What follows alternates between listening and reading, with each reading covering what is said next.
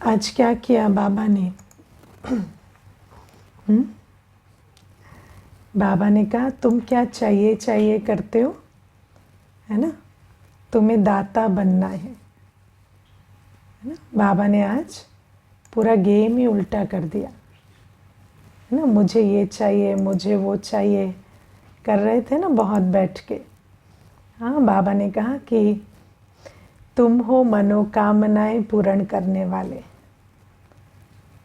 बाबा ने भरपूर रहने का कितना अच्छा फॉर्मूला निकाल लिया, क्योंकि जो देने वाला होता है वो तो कभी खाली नहीं रहता, है ना? कभी खाली रहता है? जो देने वाला है उसकी झोली तो हमेशा भरपूर रहेगी।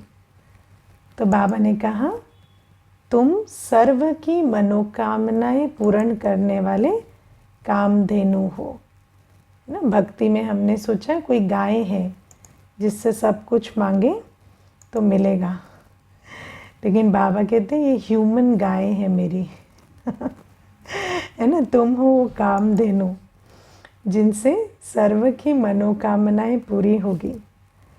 और बाबा कहते हैं सर्व की मनोकामना क्या है वो भी एक तुम्हें ही मालूम है। आप देखो दुनिया में सभी क्या चाहते हैं? सुख और शांति। अगर आप पूरी दुनिया में देखें, सुख, शांति और संपत्ति, ठीक है ना? संपत्ति भी चाहिए सबको।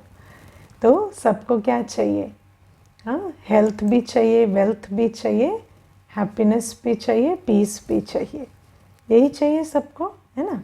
किसी को भी पूछो तो और क्या चाहिए। लेकिन बाबा कहते हैं कि सबको चाहिए तो ये, लेकिन किसी को पता नहीं कि इसका जो फाउंडेशन है वो प्योरिटी से होके जाता है ना? बाबा ने हमें एक छोटा सा मिसिंग लिंक बताया है। मिसिंग लिंक क्या है? कि पवित्रता सुख शांति संपत्ति की जननी है। पवित्रता सुख शांति संपत्ति की जननी है। जहाँ पवित्रता नहीं है वहाँ ये कुछ भी नहीं है, वहाँ हम इन सब चीज़ों के भिखारी बन गए।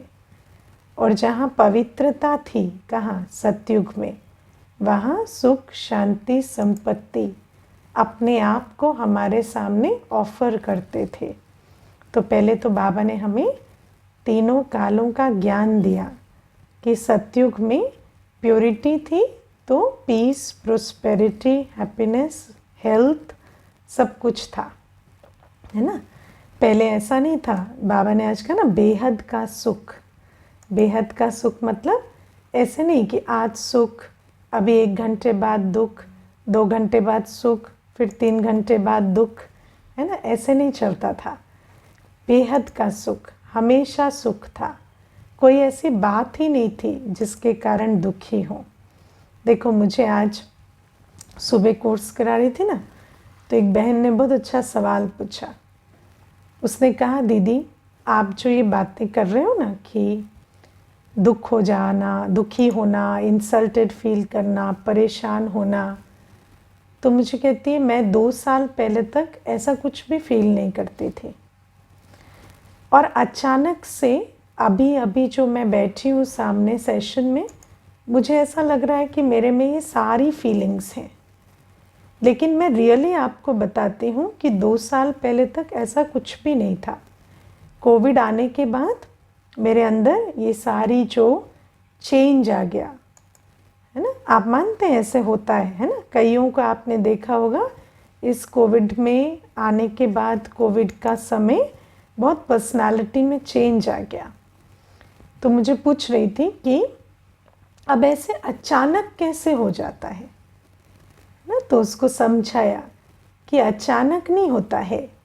हम जो भी सुख शांति एक्सपीरियंस कर रहे थे ना पहले, उसका फाउंडेशन क्या था?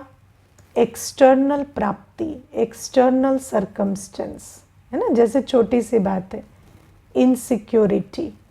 इनसिक्योरिटी अंदर है, लेकिन पैसा अच्छा आ रहा था, सामने वाली जो आत्मा है वो आपके साथ बहुत अच्छा तालमेल बिठा के चल रही थी, उनकी तरफ से आपको कोई भी ऐसा इंडिकेशन नहीं मिल रहा था कि ये चेंज हो जाएंगे या सिचुएशन बदल जाएगी, तो आपको ऐसा लग रहा था आपके अंदर इनसिक्योरिटी नहीं है। लेकिन जैसे ही वो जो सिचुएशन बदली तो जो ऑलरेडी अंदर था वो सरफेस पे आ गया, है ना। क्योंकि हम सब क्या कर रहे हैं, ईगो बैंडेज लगा के चल रहे हैं, है ना। और वो बैंडेज उखड़ जाता है, थोड़ी तेज़ आंधी आती है ना परिस्थितियों की, तो बैंडेज उखड़ जाता है और अंदर जो है वो रिवील हो जाता है। तो बाबा हमें यही समझा रहे हैं कि आज भी बहुत सारी ऐसी आत्माएं हैं जो वर्तमान इस घड़ी सुख का, शांति का, संपत्ति का अनुभव कर रही हैं, लेकिन उसका जो आधार है वो अंदर नहीं है। बाहर कुछ चीज़ें ठीक चल रही हैं, इसीलिए वो अभी का अनुभव है, तो वो बेहद की नहीं है, है ना। वो इनसाइड आउट नहीं है, आत्मिक नहीं है, वो परिस्थितियों के आधार से चल रही है। इसीलिए क्या होता है, जब वो ठीक भी चल रही होती है तो डर, चिंता बनी रहती है, इनसिक्योरिटी बनी रहती है कि पता नहीं कल बिगड़ ना जाए। और फिर जब ऊपर नीचे होती हैं तो अंदर की सारी बीमारी बाहर आ जाती है। तो बाबा हमें यही समझाते हैं कि सतयुग में ऐसा नहीं होता। सतयुग में बाहर सब कुछ ठीक है, लेकिन आत्मा जो शक्तिशाली है, जो प्योर है, उसके आधार से बाहर की परिस्थिति है। सतयुग में इनसाइड आउट है, यहाँ आउटसाइड इन है ना। तो इसको हमें थोड़ा समझना है। तो बाबा हमें कहते हैं कि मैं तुम्हें ऐसा बना रहा हूँ कि तुम खुद भी ऐसी दुनिया में चले जाओगे जहाँ सुख, शांति, संपत्ति, हेल्थ सब कुछ हमेशा है, इधर उधर नहीं होता। 21 बर्थ्स, 21 जन्म बेहद का मिलता है। और सारी दुनिया भी, है ना, सारी दुनिया में भी वो जो स्वर्ग लोक या सतयुग की सृष्टि वो भी आ जाएगी, लेकिन उसके लिए तुम्हें मेहनत करनी पड़ेगी। जो सारी दुनिया चाह रही है ना ऐसी दुनिया बने, उसके लिए तुम्हें मेहनत करनी है। तुम्हें सबकी वो जो आस है, मनोकामना है सुख शांति की दुनिया की, वो पूरी करनी है। कैसे पूरी करनी है? इस समय प्योरिटी में रह के, है ना, इस समय प्योरिटी में रह के। बाबा ने हमें 4 बातें बताई हैं। हमें अभी ज्ञान सुनना है, ज्ञान स्वरूप बनना है, बाबा को याद करना है, पवित्र बनना है और सेवा करनी है। 4 बातें करने से क्या बन जाएगा? सतयुग। हम ज्ञान सुने, ज्ञान को धारण करें, ज्ञान के आधार से अपने संकल्प, वाणी, कर्म को चेंज करें। ठीक है, हमें ज्ञान मिला कि सबसे पावरफुल समय क्या है? 4 बजे का सुबह का, वो रिचार्ज का टाइम है। तो हमें क्या करना है? उस टाइम पे रिचार्ज होने के लिए बैठ जाना है। ज्ञान के आधार से कर्म करना है। हमें बाबा ने समय का ज्ञान दिया है, कर्म का ज्ञान दिया है, कौन सी स्मृति में रहना है, क्या बोलना है, कैसे बोलना है, सबका ज्ञान दिया है। तो हमें अपने कर्मों को ज्ञान युक्त बनाना है ना, ज्ञान युक्त बनाना है। बाबा ने हमें क्या बताया? 4 बजे भरपूर होने का समय है, सुबह 4 से 4:45, है ना। एक माता ने मुझे एक बार कहा कि दीदी 4 बजे उठा नहीं जाता है। ठीक है, बार बार कहती थी दीदी 4 बजे ना उठ नहीं पाती हूँ। फिर क्या हुआ, कुछ दिनों के बाद मुझे कहती है आजकल तो 5 दिन हो गए 4 बजे एकदम से उठ जाती हूँ। तो मैंने कहा क्यों, कैसे हुआ ये चमत्कार? तो मुझे कहती है कि वो एक्चुअली क्या है ना, जो पानी की सप्लाई है ना एरिया में, उसका टाइम चेंज हो गया है। तो वो लोग 3:45 बजे पानी देते हैं और फिर 4:30 बजे बंद कर देते हैं। तो अभी क्या है, पानी भरने के लिए उठना पड़ता है, तो मैं योग भी कर लेती हूँ साथ साथ, है ना। तो मैंने कहा कितनी सिंपल सी बात है कि पानी 3:45 से 4:30 आएगा, टैंक नहीं भरी तो सारा दिन पानी नहीं होगा, इसकी अक्ल तो आपको है। लेकिन आत्मा का जो फीलिंग है, वो जो टैंक है आत्मा की, उसको भरने का समय 4 से 4:45 है। नहीं भरा तो सारे दिन खाली रहेंगे, ये बात आपकी अक्ल में बैठती नहीं है ना।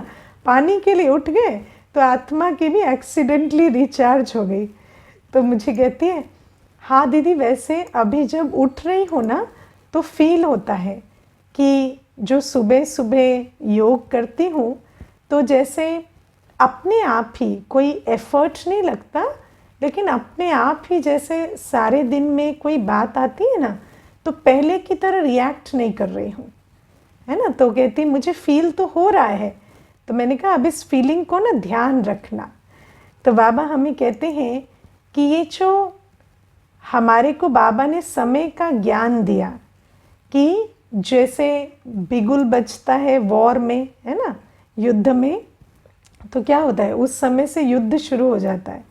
तो हमारे जीवन का युद्ध भी शुरू कितने बजे हो जाता है? 5 साढ़े 5 बजे से हो जाता है कि नहीं। कोई ना कोई बात, दूध वाला आया, ये आया, वो आया, ये बनाना है, ऐसे करना है, ऑफिस जाना है। तो बाबा कहते हैं उससे पहले अपनी तैयारी कर लो। तो बाबा ने हमें ज्ञान दिया है, हर चीज़ का ज्ञान। सोना कितने बजे है, कैसे सोना है, उठना कितने बजे है, कैसे उठना है, उठते भी हैं तो कैसे उठना है। गुड मॉर्निंग बाबा, है ना। पहला संकल्प क्या होना चाहिए? गुड मॉर्निंग बाबा। बाबा बैठे हैं, बाबा से प्यार से उस समय नैन मुलाकात करनी है, बहुत अच्छे से। बाबा मुझे प्यार भी दे रहा है, शांति भी दे रहा है, शक्ति भी दे रहा है। मैं अपना बुद्धि योग ले जाके परम धाम में बैठ जाऊं और अपनी झोली भर लूं। तो बाबा कहते हैं ये जो ज्ञान दिया है तुम्हें, कैसे रिचार्ज होना है, कब रिचार्ज होना है, सारे दिन में चलते हुए एनर्जी लॉस कैसे नहीं होगा, है ना। एनर्जी लॉस कैसे नहीं होता है?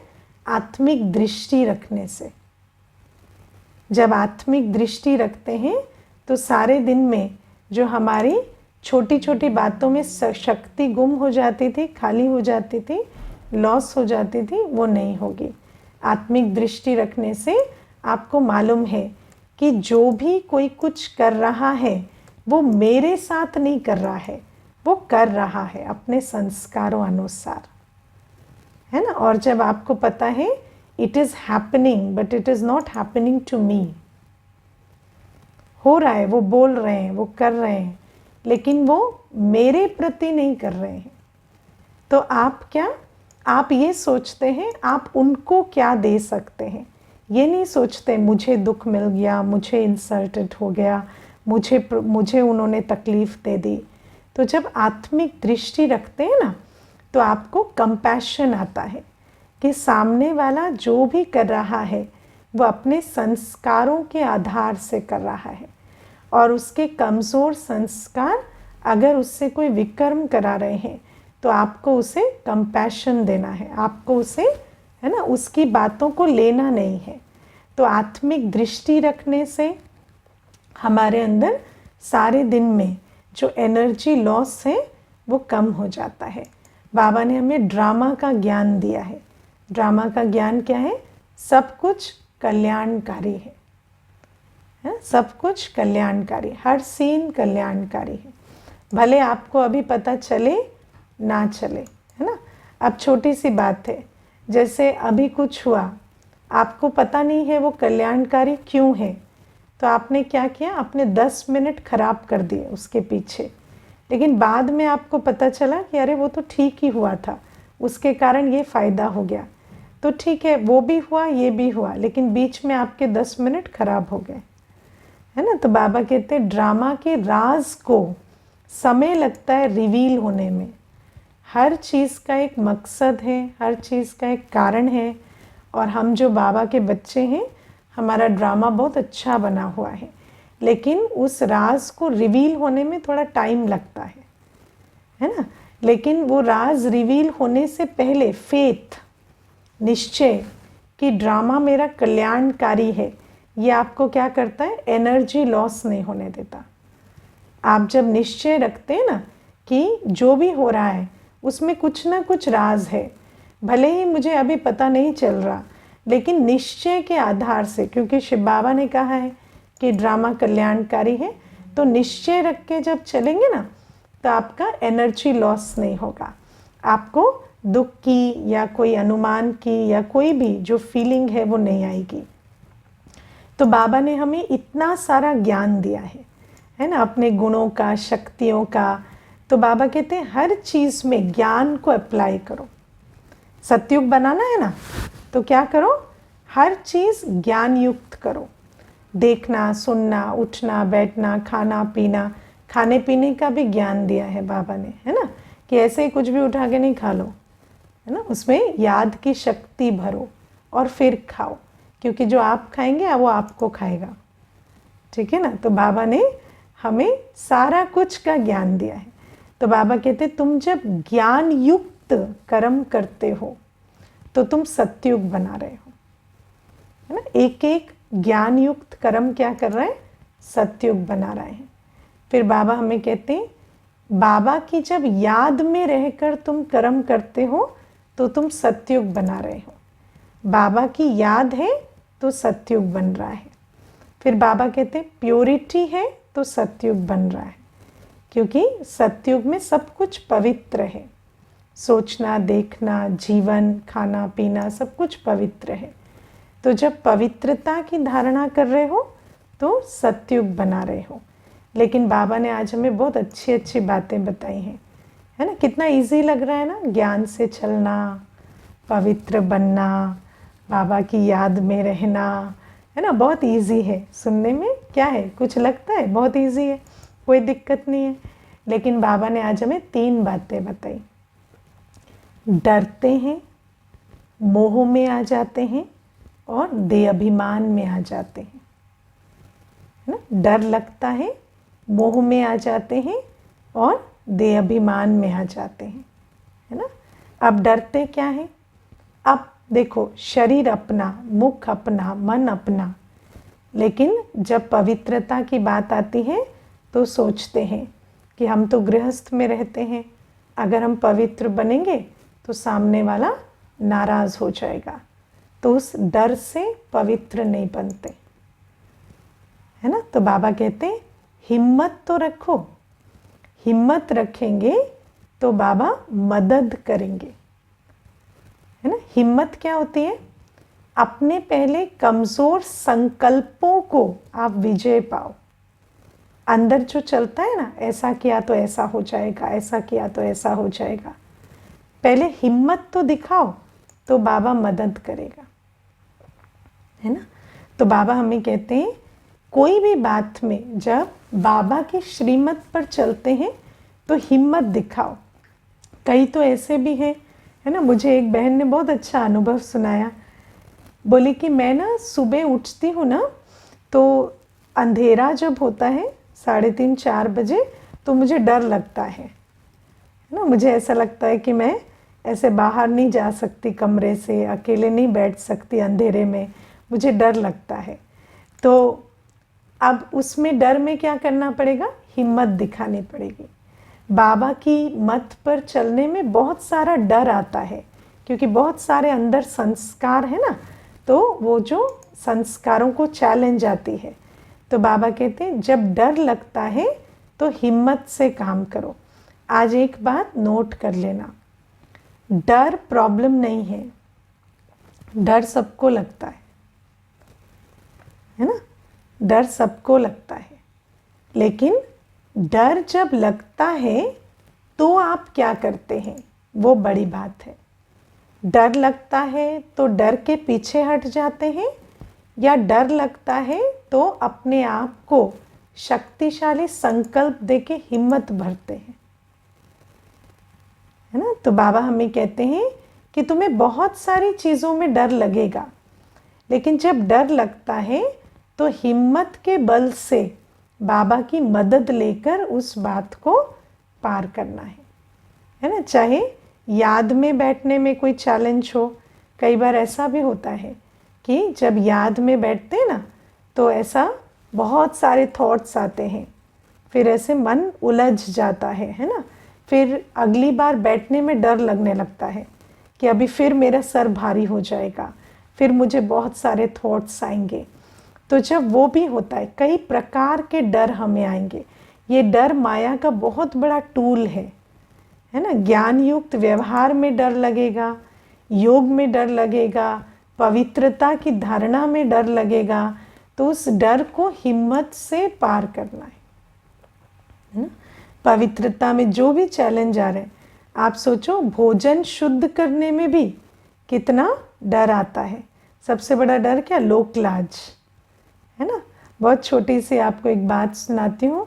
एक माता थी, तो वो ना विदेश गई घूमने के लिए, तो अपना भोजन शुद्ध रखती थी। तो क्या हुआ कि उसको एक ससुराल की तरफ से फैमिली गैदरिंग में एक बड़ी टेबल पे सब बैठकर भोजन करने वाले थे, है ना। तो सबके साथ उसको भोजन करना था। अब वो सबसे छोटी बहू है घर में, है ना। तो उसको आया, अभी वहाँ 50-60 जने बैठे हैं। अभी वहाँ पर मैं अगर कहूँ कि मुझे नहीं खाना है तो वहाँ पर अननेसेसरी बहुत तमाशा होगा। तो फिर उसने कहा लेकिन मुझे तो नहीं खाना है ना। तो वो क्या की, उस समय पर जब सब बैठ गए तो बाथरूम गई और उसने बाबा को कहा, बाबा प्लीज़ मुझे कैसे भी बचा लो, कुछ भी करो, लेकिन मुझे नहीं खाना है, मतलब नहीं खाना है। अब आप मिनिमम सीन क्रिएट हो ऐसी सिचुएशन क्रिएट करो, है ना। तो जैसे ही वो आकर बैठी तो उसके युगल हस्बैंड, जो कभी उसका साथ नहीं देते थे वैसे, है ना, वो अचानक से बोलते हैं सबके सामने, इसका पेट ठीक नहीं है, ये नहीं खाएगी, इसको फल वल कुछ दे दो, ये वो ही खाएगी। तो क्योंकि उन्होंने कह दिया तो फिर वो बात बिल्कुल पलट गई और किसी को ऐसा भी नहीं लगा कि ये मना कर रहे हैं। तो उन्होंने कह दिया और बात चेंज हो गई और वो धारणा जो है वो रह गई। तो बाबा कहते हैं मैं तो मदद करता हूँ, मैं तो सहस्त्रों भुजाओं वाला सर्वशक्तिवान हूँ, लेकिन तुम्हें पहले हिम्मत दिखानी पड़ेगी। हिम्मत दिखाओगे, हिम्मत दिखाना मतलब अंदर जो आपके उधेड़ बुन चलती है ना, करूँ ना करूँ, क्या करूँ, वो आपको विजय पानी पड़ेगी। तो बाबा कहते हैं प्योरिटी में, छोटी छोटी बातों की प्योरिटी, है ना। चाहे वो मुझे अशुद्ध नहीं देखना है, मुझे सिनेमा देखने नहीं जाना है, या मुझे कोई ऐसी चीज़ में नहीं इन्वॉल्व होना है, उसमें ना कहने की हिम्मत। तो बाबा कहते हैं छोटी छोटी प्योरिटी की जो धारणा है उसमें भी हिम्मत चाहिए होती है। तो हिम्मत का पेपर तुम्हें पास करना होगा और हिम्मत करोगे तो मदद मैं तुम्हें ज़रूर दूंगा। दूसरी बात बाबा कहते हैं मोह, है ना। मोह बहुत बड़ा पेपर है ना। सारे दिन देखो कोई हमसे मोह रख रहा है या नहीं हमें नहीं पता, लेकिन हम मोह के चक्कर में सारों को याद कर रहे हैं इकट्ठे एक एक करके, है ना। सारे दिन में क्या चलता है? मोह के संकल्प, है ना। हस्बैंड ऑफिस गए, बच्चे स्कूल गए, हम क्या कर रहे हैं? बाबा को याद करने की जगह उनको याद कर रहे हैं। वो अपना काम कर रहे हैं, हम उनको याद कर रहे हैं और हम बाबा को याद नहीं कर रहे। तो ये मोह भी हमारे संकल्पों में, हमारी पवित्रता की धारणा में बहुत सारे चैलेंज पैदा करता है। तो बाबा कहते तुम्हें मोह को भी छोड़ना पड़ेगा, है ना। और फिर बाबा हमें कहते हैं कि मोह को छोड़ना मतलब केयर को छोड़ना नहीं होता। सबके लिए सब कुछ करो, बस मन बाबा को दे दो, इतना तो कर सकते हो। हाँ, सबके लिए सब कुछ करो, बस मन में बाबा को बिठाओ, है ना। और फिर मन में बाबा होगा ना तो कर्मों में भी बहुत धीरे धीरे समझ आता जाएगा क्या करना है, कितना करना है, कैसे करना है ना। मोह में अगर पौधे को एक्स्ट्रा पानी डाल देंगे तो बहुत जल्दी जल्दी बढ़ेगा कि मर जाएगा? हाँ है ना। तो मोह में क्या कर रहे हैं? मोह में जो आसपास वाले आत्माएं हैं उनका कल्याण नहीं कर रहे, कर तो अकल्याण ही रहे। आजकल सभी ये बात जानते हैं कि आज की जनरेशन के जो बच्चे हैं वो बहुत कमज़ोर हैं, जानते हैं ना सभी, है ना। तो कमज़ोर कैसे बन रहे हैं? मोह के कारण, है ना। एक्स्ट्रा मिल रहा है, एक्स्ट्रा कंफर्ट, एक्स्ट्रा हर चीज़, सुविधाएं एक्स्ट्रा, फैसिलिटीज़ एक्स्ट्रा, है ना, पैम्परिंग एक्स्ट्रा।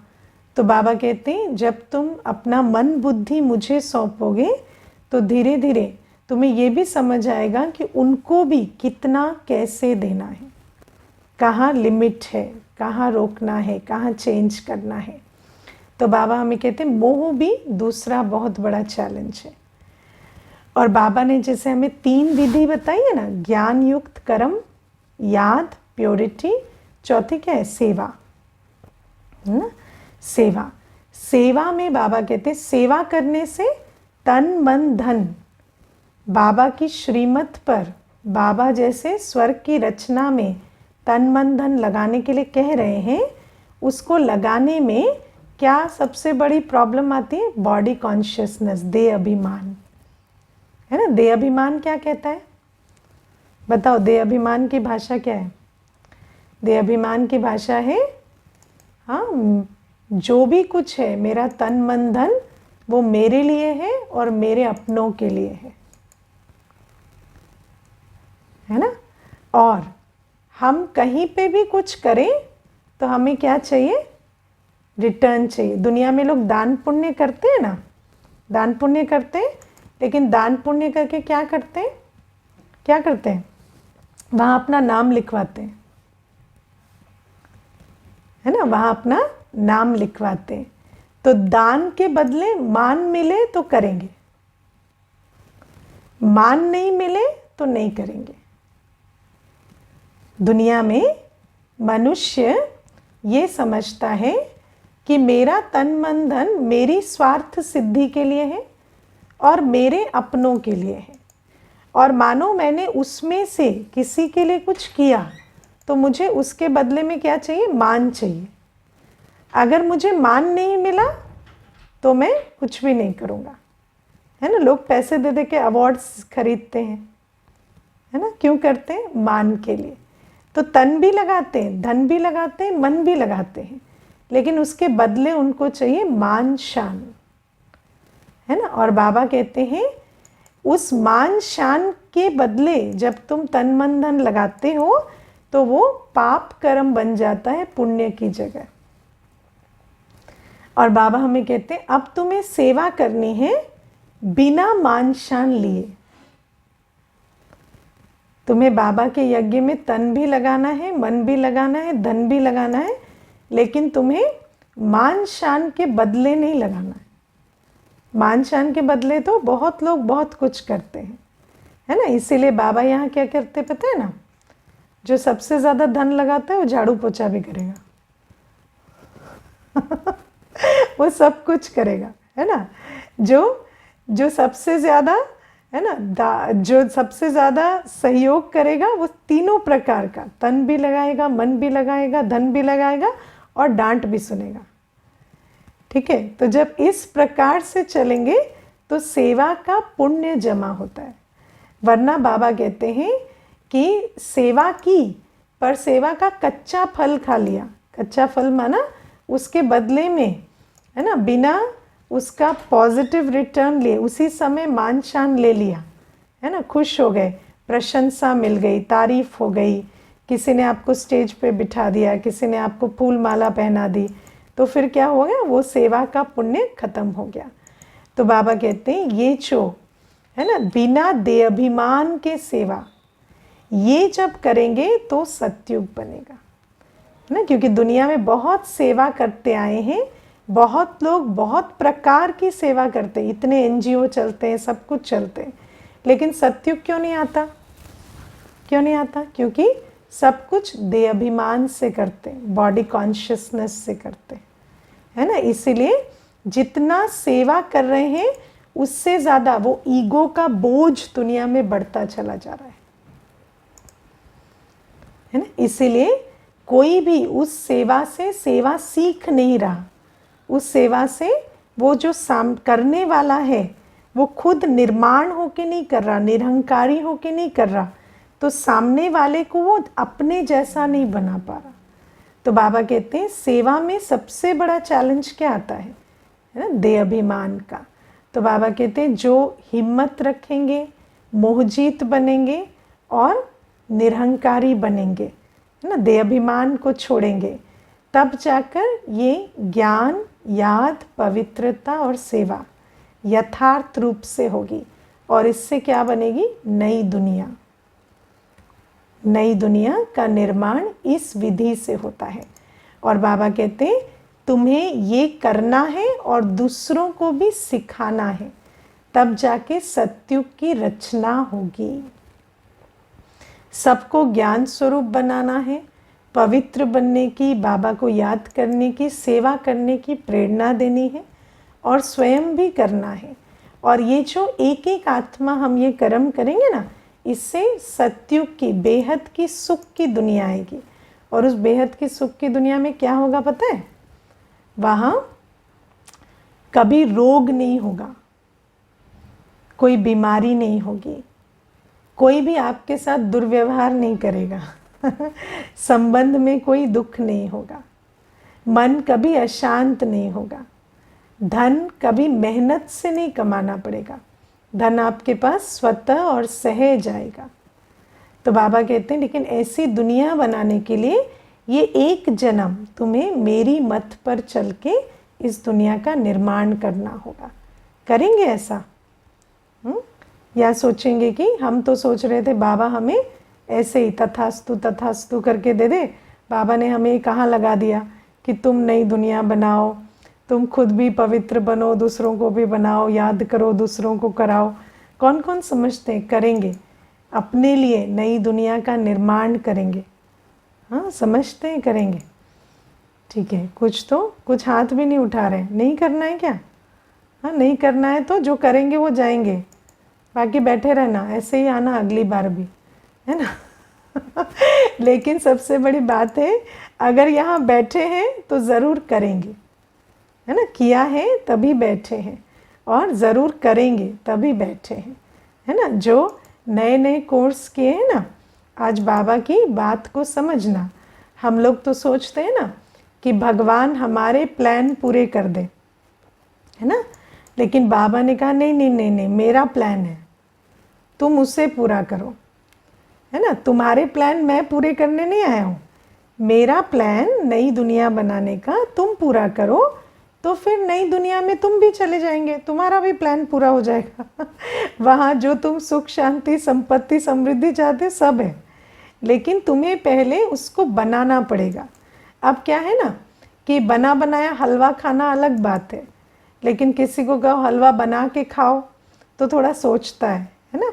मानो आपको हलवा बना बनाया मिला तो क्या कहेंगे, बहुत बढ़िया बना है, बहुत बढ़िया बना है, इसकी रेसिपी क्या है ना। लेकिन वो रेसिपी और सामग्री दे दें तो बनाएंगे कब? बोलेंगे आज तो खाया ही है ना, परसों बना लेंगे।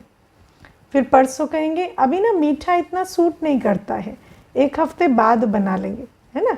लेकिन जब बना बनाया मिलता है तो अभी खा लेंगे तो बाबा कहते हैं सुख शांति की बात सुनना बहुत अच्छा लगता है, लेकिन जब बाबा कहते हैं जैसे एक देखो अभी जो हम भी क्लास करते हैं, ज्ञान सुनते हैं या याद को सीखते हैं या सेवा किसी की लेते हैं तो हमें अच्छा लगता है ना। ये भी जो हमारी भी उन्नति हो रही है तो कहीं तो कोई मेहनत हो रही है ना, तभी हो रही है। अब क्या आप दुआएं नहीं देते हो? देते हो ना। जब हमें सुख मिलता है तो हम दुआएं देते हैं। तो बाबा कहते हैं जब कोई दूसरा मेहनत कर रहा है तो तुम्हें सुख भी मिल रहा है, दुआएं भी दे रहे हो, तो जब तुम भी करोगे तो अनेकों को सुख मिलेगा, अनेकों की दुआएं तुम्हें मिलेंगी। और फिर धीरे धीरे जब कई ऐसे जुट जाएंगे तो क्या होगा, नई दुनिया जो आज एक सपने की तरह लगती है वो कल साकार हो जाएगी। लेकिन बाबा कहते हैं हर बच्चे को, है ना, कुछ ना कुछ अपना सहयोग तो इसमें देना पड़ेगा। और बाबा हमें आज बहुत अच्छी बात कहते हैं कि कोई तुम्हें दुख दे तो क्या करो, उसको सुख में बदल दो। और कोई तुम्हें ग्लानि करे, तुम्हारी बुराई करे, तो तुम उसे प्रशंसा में बदल दो। कोई बुराई करे तो प्रशंसा में बदल सकते हैं। आज बहुत अच्छा एक फॉर्मूला सीख लेना। देखो, कोई आपकी बुराई कर रहा है तो वो आपके बारे में कितना सोच रहा है, अपना कितना टाइम, कितना थॉट, कितनी एनर्जी आपके पीछे लगा रहा है। सच बात है ना, है कि नहीं है? जिसको आप सोचते हो ये आपसे प्यार करता है, वो आपके लिए इतना नहीं कर रहा है। लेकिन जो आपकी ग्लानि कर रहा है वो आपके पीछे उतना थॉट, उतना टाइम, उतनी एनर्जी लगा रहा है ना। तो वो कौन है? वो आपका सबसे बड़ा फैन है, बस उसको मालूम नहीं है। इसीलिए तो सारे दिन बैठ के अपने घर परिवार के बारे में भी ना सोच के आपके बारे में सोच रहा है, उनकी बातें ना करके आपकी बातें कर रहा है। तो बस वो थोड़ा कंफ्यूज्ड एडमायरर है ना। उसको अभी पता नहीं चल रहा है कि वो एक्चुअली आपका फैन है ना। तो इससे बहुत खुश हो जाओ कि जो भी आपकी ग्लानि कर रहा है वो एक्चुअली आपका एडमायरर है, वो एक्चुअली आपसे बहुत इम्प्रेस्ड है। इसीलिए तो आप उसके दिल से निकल नहीं पा रहे। जिसके दिल में आप बैठना चाहते हैं वो तो दरवाज़ा बंद करके बैठे, लेकिन इसके दिल में आप बैठे हुए है ना। तो ये है आपका सच्चा प्रशंसक। ठीक है ना। तो इसको कभी नहीं भूलना।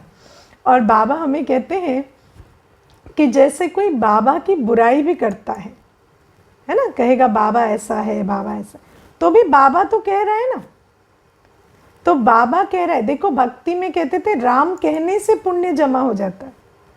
तो आप सोचो, जो निंदा कर रहा है वो भी मुख से बाबा कह रहा है, तो उसका पुण्य जमा हो रहा है कि नहीं, है ना। तो बाबा कहते हैं इस आधार से अगर देखो तो ग्लानि करने वाला भी प्रशंसक ही है। और फिर इस वृत्ति से, है ना, मुझे एक बार एक एपिसोड हुआ जहाँ कोई बहुत ग्लानि कर रहा था, तो मैंने उसको कहा आप अगर ऐसे ही मेरे बारे में सोचते रहेंगे तो आप भी ज्ञान में आ जाएंगे।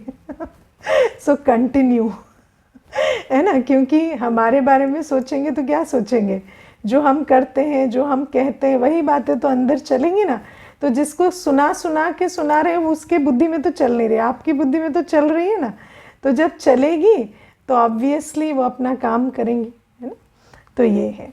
और बाबा कहते हैं कोई दुख दे तो उसको सुख में बदल दो, है ना। क्यों? क्योंकि देखो, कोई दुख दे रहा है तो वो दुखी है, और जो दुखी है वहाँ अपॉर्चुनिटी है कि आप उसकी सेवा करें, है ना। तो ये तो खुशी की बात है ना कि आपके सामने एक ऐसी आत्मा है जिसको आप शुभ भावना, शुभकामना दे सकते हैं, जिसकी आप सेवा कर सकते हैं। तो वैसे तो हम ढूंढने जाते हैं किसकी सेवा करें, किसको शुभकामना दें, किसको ज्ञान सुनाएं। तो जब कोई दुख दे रहा है तो वो तो चल कर आया है ना, आपसे बाबा का सुख लेने के लिए। तो सुख देने की अपॉर्चुनिटी वहाँ खुली है, तो इसीलिए वो सुख की बात है, खुशी की बात है। ओके, ओम शांति।